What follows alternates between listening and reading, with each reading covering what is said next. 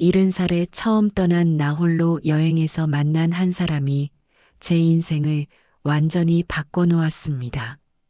평생 자식들만 바라보며 살아온 제가 왜 갑자기 집을 나섰는지, 그리고 그 기차 안에서 무슨 일이 일어났는지, 오늘 그 이야기를 들려드리겠습니다.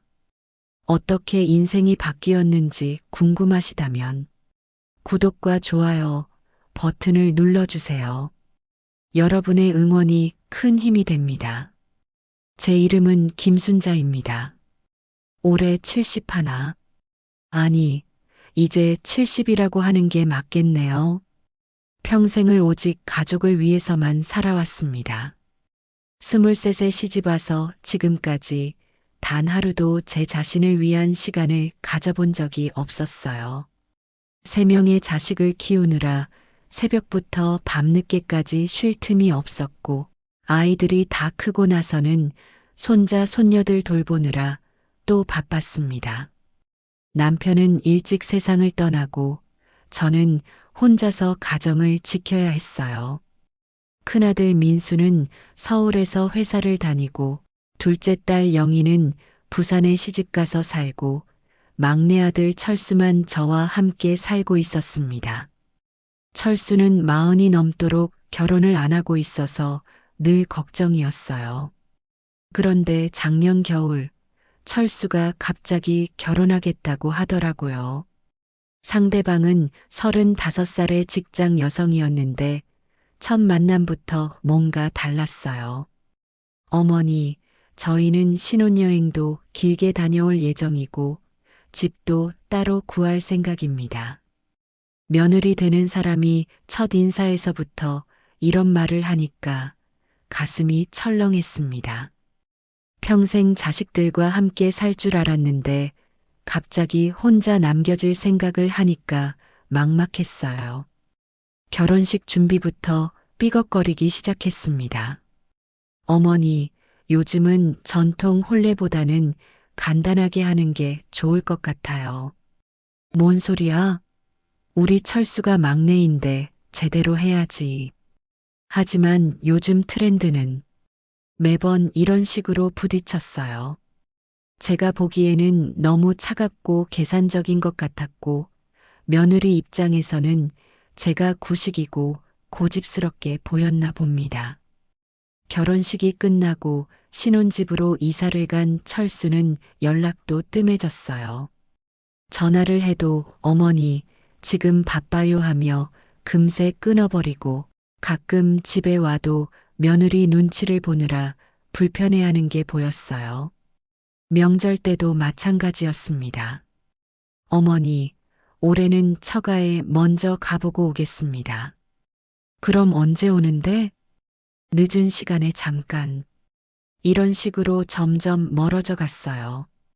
다른 자식들도 각자 바쁘다며 연락이 줄었고, 저는 혼자 남은 집에서 하루하루를 버텨나가고 있었습니다. 그러던 어느 날 철수네가 이사를 간다는 소식을 들었어요. 더 좋은 아파트로 이사를 간다는 건데 저한테는 아무 얘기도 없더라고요. 엄마, 미안해요. 급하게 결정된 일이라. 전화로 들은 철수의 목소리는 미안해하면서도 어딘가 해방감이 느껴졌어요. 그 순간 깨달았습니다. 아, 내가 이제 정말 필요 없는 사람이 되었구나.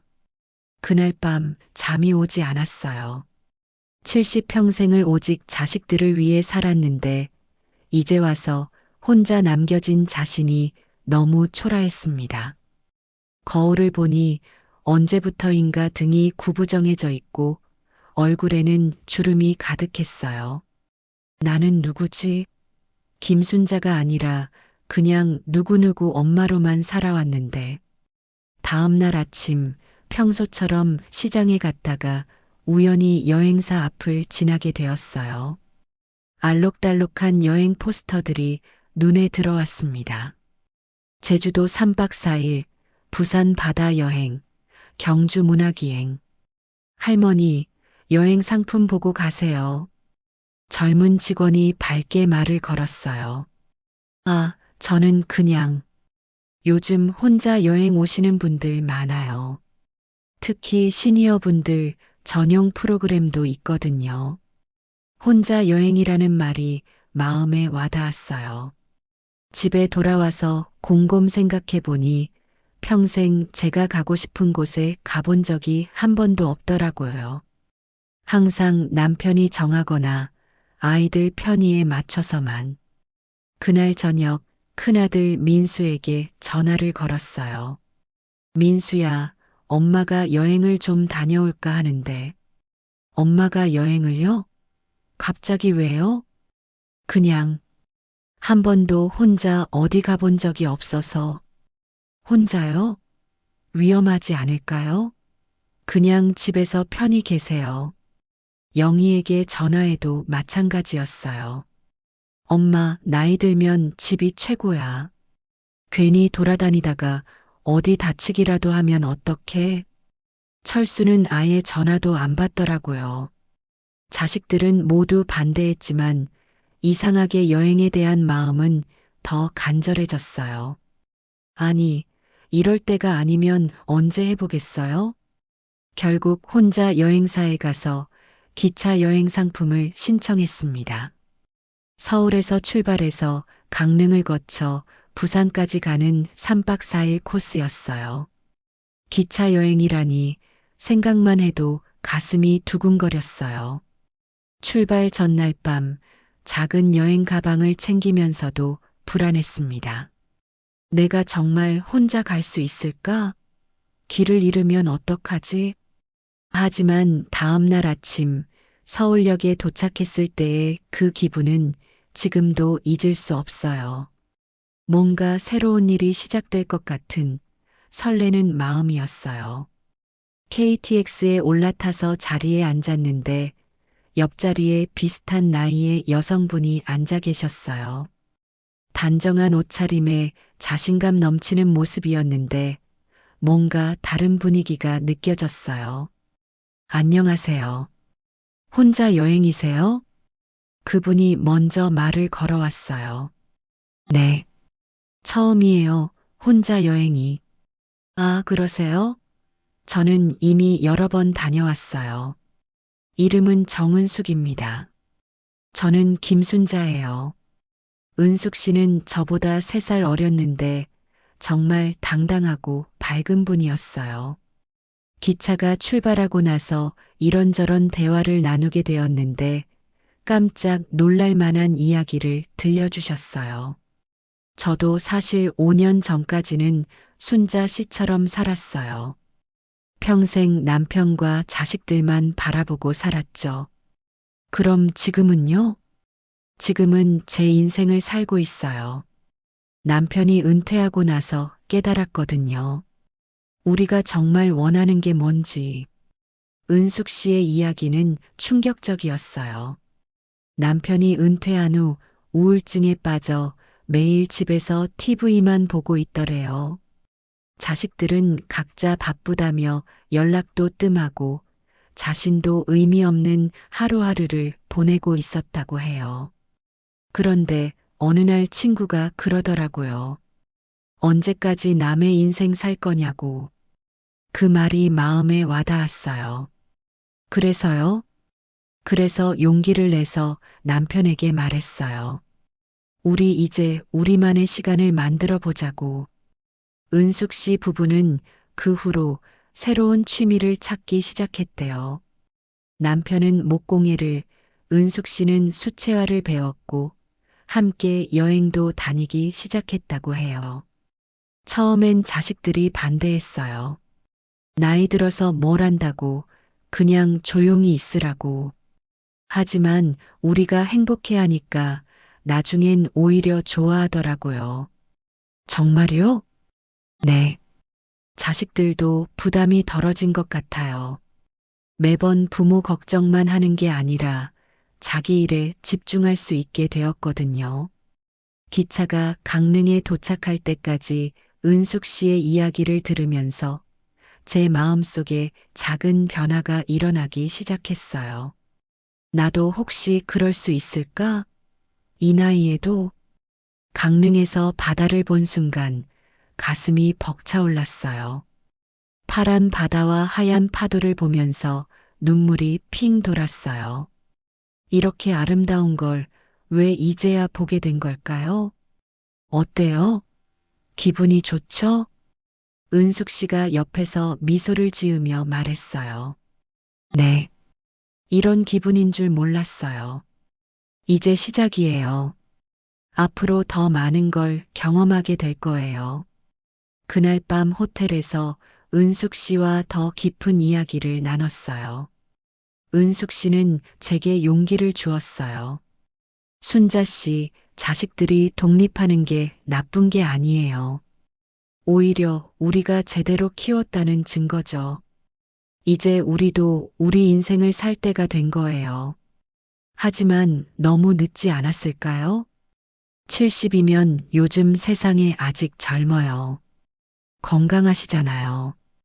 앞으로 얼마나 많은 일을 할 수 있는지 몰라요.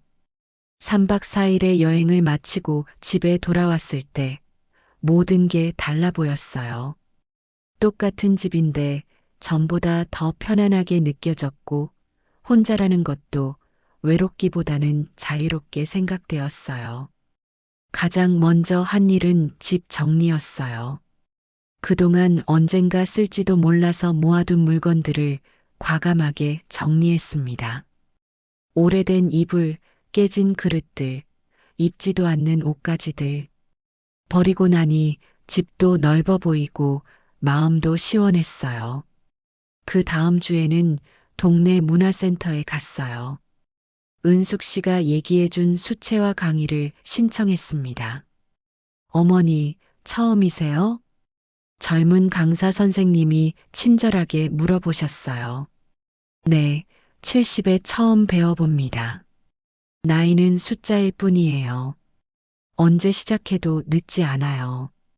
그림을 그려본 건 정말 어릴 때 이후로 처음이었어요. 서툴렀지만 붓으로 물감을 찍어 종이에 색을 올리는 순간에 그 기분은 마치 다른 세상으로 들어가는 것 같았어요. 한 달 후 철수에게서 연락이 왔어요. 엄마, 요즘 어떻게 지내세요? 응, 잘 지내고 있어. 그림 그리신다고 들었는데 정말이에요? 응, 재미있더라. 엄마 목소리가 전보다 밝아지신 것 같은데요. 철수는 며느리와 함께 집에 놀러 왔어요. 제가 그린 그림들을 보고는 깜짝 놀라더라고요. 어머니, 정말 잘 그리셨네요. 며느리도 진심으로 칭찬해 주었어요. 어머니가 이렇게 취미가 있으시니까 저희도 마음이 편해요. 항상 혼자 계셔서 걱정했거든요. 그제야 깨달았어요. 자식들이 연락을 안 한 게 저를 싫어해서가 아니라 오히려 걱정 때문이었다는 걸. 제가 우울해하고 의존적인 모습을 보일까봐 조심스러웠던 거였어요. 큰아들 민수도 서울에서 내려와서는 제 변화에 놀라워했어요. 엄마, 정말 젊어 보이세요. 뭔가 달라졌어요. 그래, 뭐가? 표정이 밝아지셨어요. 예전에는 항상 걱정스러운 표정이셨는데, 영희도 부산에서 올라와서 제 그림들을 보고는 자랑스러워 했어요. 엄마, 제 친구들한테 자랑했어요. 우리 엄마가 70에 그림 배우신다고. 다들 대단하다고 하더라고요. 이제 자식들이 먼저 연락을 해요. 제가 뭐라고 지내는지, 새로 그린 그림은 없는지 궁금해해요. 예전처럼 부담스럽게 언제 올 거냐 묻지 않으니까 오히려 더 자주 오게 된 것 같아요. 6개월 후에는 문화센터에서 전시회도 했어요. 제 그림이 벽에 걸려 있는 걸 보는데 눈물이 났어요. 70평생 살면서 처음으로 제 이름으로 뭔가를 해낸 거였거든요. 전시회 개막식에 자식들이 모두 왔어요. 손자, 손녀들도 와서 할머니 그림 정말 예뻐요. 하면서 좋아했어요. 은숙 씨도 축하하러 왔어요. 순자 씨, 정말 멋있어요. 이제 완전히 다른 사람이 됐네요. 고마워요, 은숙 씨. 은숙 씨 만나지 못했으면 아직도 집에서 우울해하고 있었을 거예요. 아니에요. 순자 씨 안에 이미 다 있던 거예요. 그냥 꺼낼 용기만 필요했던 거죠. 요즘은 새로운 계획들이 생겼어요. 다음 달에는 은숙 씨와 함께 제주도 여행을 갈 예정이고, 내년에는 수채화 말고 유화도 배워보려고 해요. 동네에서 그림 동호회도 만들었거든요. 며칠 전에는 철수 며느리가 임신 소식을 알려왔어요. 어머니, 아기가 생겼어요. 어머니께서 건강하고 행복하게 지내시니까 저희도 마음 편히 아기를 가질 수 있었어요. 그 말을 듣고 정말 기뻤어요. 제가 행복해야 자식들도 행복하다는 걸 이제야 깨달았거든요. 지금 돌이켜보면 그 기차에서 은숙 씨를 만난 건 정말 운명이었던 것 같아요. 만약 그때 용기를 내서 여행을 떠나지 않았다면 아직도 혼자 집에서 자식들만 기다리며 살고 있었을 거예요. 70이라는 나이가 끝이 아니라 새로운 시작일 수도 있다는 걸 배웠어요. 물론 젊을 때와는 다르지만 그래도 아직 할 수 있는 일들이 참 많더라고요. 요즘 제게 상담을 받으러 오는 비슷한 나이의 분들이 많아요. 모두 저와 비슷한 고민을 하고 계시거든요. 그럴 때마다 제가 꼭 하는 말이 있어요. 자식들이 떠나는 게 실패가 아니에요. 우리가 성공적으로 키워냈다는 증거예요. 이제 우리 차례입니다.